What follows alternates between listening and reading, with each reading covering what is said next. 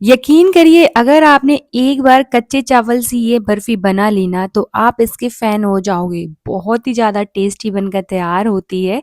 तो चलिए देखते हैं कैसे बनाना है। सबसे पहले एक मिक्सिंग बोल लेंगे जिसमें डालेंगे चावल।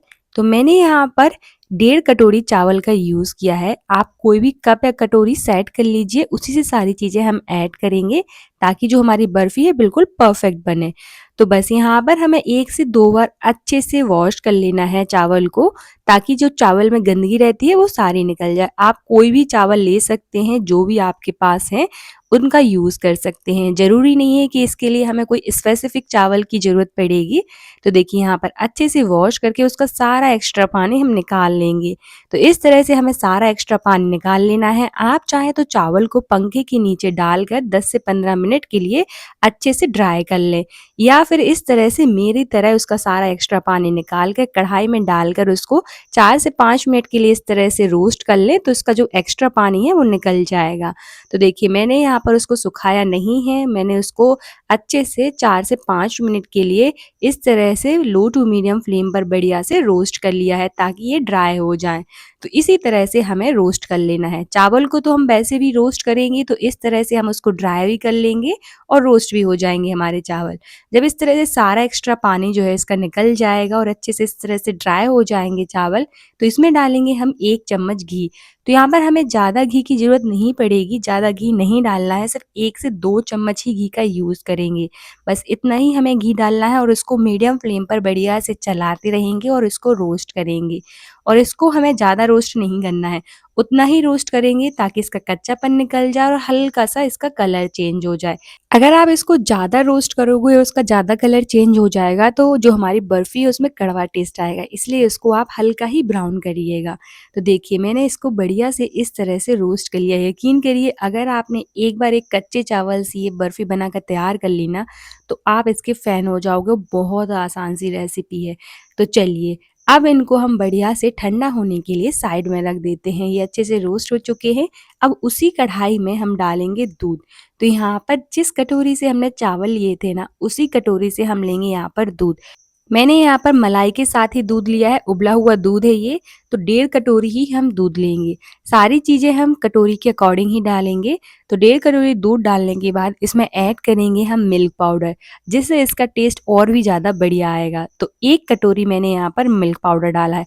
आप चाहें तो यहाँ पर 1.5 कटोरी मिल्क पाउडर का भी यूज़ कर सकते हैं। बस इतनी ही हमें चीज़ें डालनी है, अच्छे से इसको मिक्स करेंगे सबसे पहले तो। और हाँ, एक बात का ध्यान रखना है कि मैंने अभी गैस चालू नहीं किया है। अभी हम गैस ऑन नहीं करेंगे, मैंने ठंडा ही दूध लिया था लेकिन उबला हुआ दूध है। और इन सब चीज़ों को जो हम मिल्क पाउडर डालेंगे ना दूध में, तो वो हमें ठंडे दूध में ही डालना है। अगर आप इसको गर्म में डालोगे तो इसमें लम्स बन जाएंगे। इसलिए सबसे पहले तो अच्छे से मिक्स करिए, उसके बाद ही गैस चालू करिए। तो मैंने तो सबसे पहले इसको अच्छे से इस तरह से मिक्स कर लिया है, अभी गैस ऑन नहीं किया है। जब अच्छे से इस तरह से मिक्स हो जाए तो इसमें एक और चीज़ ऐड करेंगे, वो है घी। तो यहाँ पर आपको सिर्फ 2 से 3 चम्मच ही घी का यूज़ करना है। तो मैंने यहाँ पर सिर्फ 2 टेबल स्पून देसी घी का यूज़ किया है।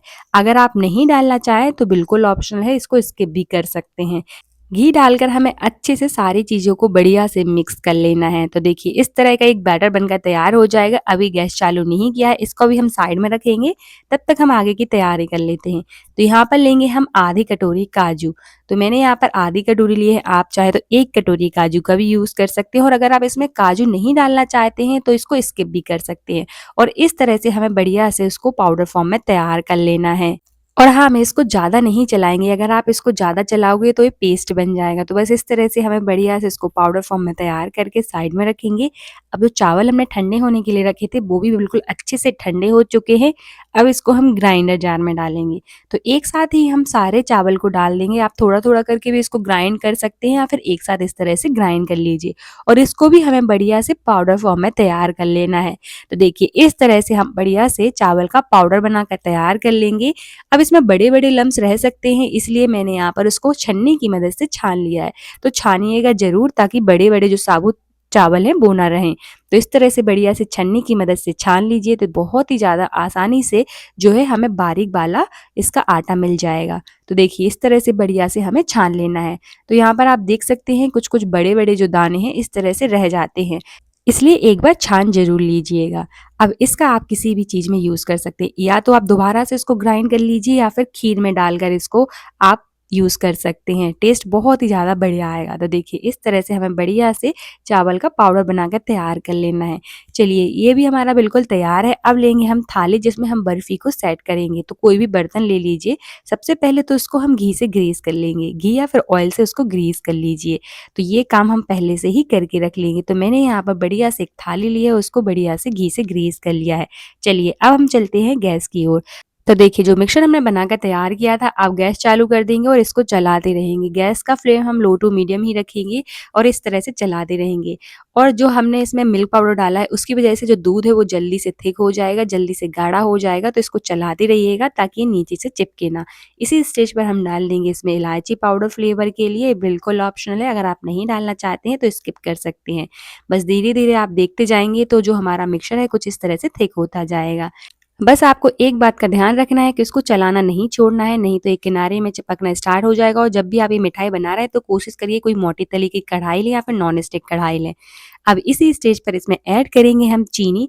तो मैंने यहाँ पर 1 कटोरी चीनी का यूज़ किया है। अगर आप ज़्यादा मीठा खाना पसंद करते हैं तो यहाँ पर आप 2 कटोरी चीनी का भी यूज़ कर सकते हैं या फिर डेढ़ भी डाल सकते हैं। तो मैंने यहाँ पर कम ही चीनी का यूज़ किया है। बस चीनी डालकर अच्छे से इसको मिक्स कर लेना है। जैसे ही आप चीनी डालोगे ना तो जो हमारा बैटर है वो थोड़ा-सा पतला हो जाएगा, क्योंकि चीनी जो है डिज़ोल्व होगी। तो इस तरह से हो जाएगा। जब चीनी अच्छे से पिघल जाए तो उसी स्टेज पर हम इसमें ऐड करेंगे चावल का पाउडर जिसको हमने ग्राइंड करके रखा था।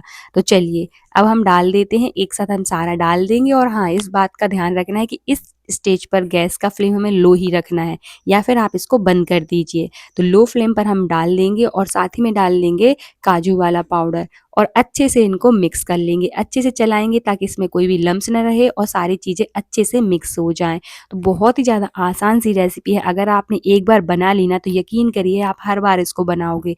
और हाँ, अगर आप मेरे चैनल पर नए हैं तो चैनल को सब्सक्राइब और वीडियो को लाइक करना ना भूलें और ज़्यादा से ज़्यादा शेयर करें। और मुझे कमेंट सेक्शन में ज़रूर बताएँ कि आप ये वीडियो कहाँ से देख रहे हैं, ताकि मैं आपका थैंक्स कर सकूँ।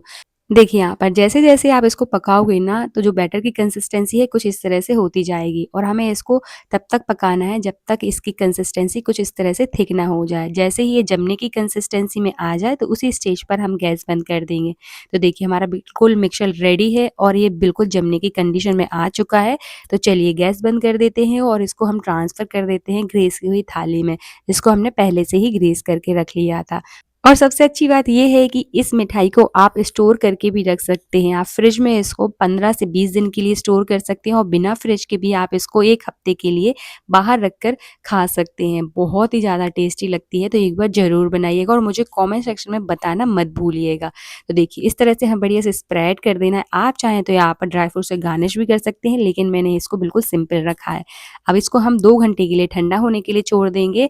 जैसे ही ठंडा हो जाए तो हम इस तरह से बढ़िया से उसको कट कर लेंगे। आप चाहें तो इसको फ्रीज़र में भी रख के छोड़ दीजिए 15 मिनट के लिए, जल्दी से सेट हो जाएगी। बस देखिए यहाँ पर बहुत ही ज़्यादा सॉफ्ट बनकर तैयार होती है। ये बिल्कुल इसी तरह से सॉफ्ट रहेगी, बिल्कुल हार्ड नहीं बनेगी और बहुत ही ज़्यादा टेस्टी लगती है।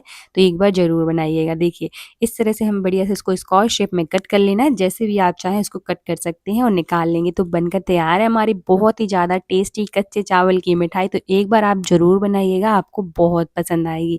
मिलते हैं नेक्स्ट वीडियो में।